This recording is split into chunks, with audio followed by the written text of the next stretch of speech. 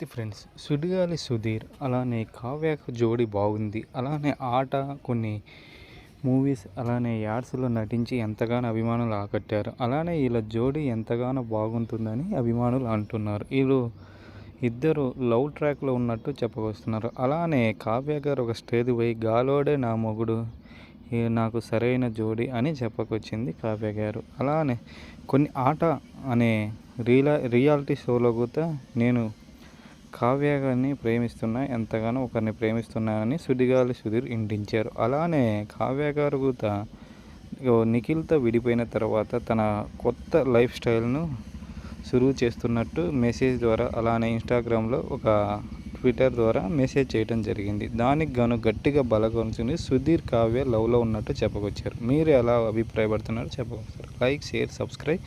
Please support me. Thank you for watching my video. Please support.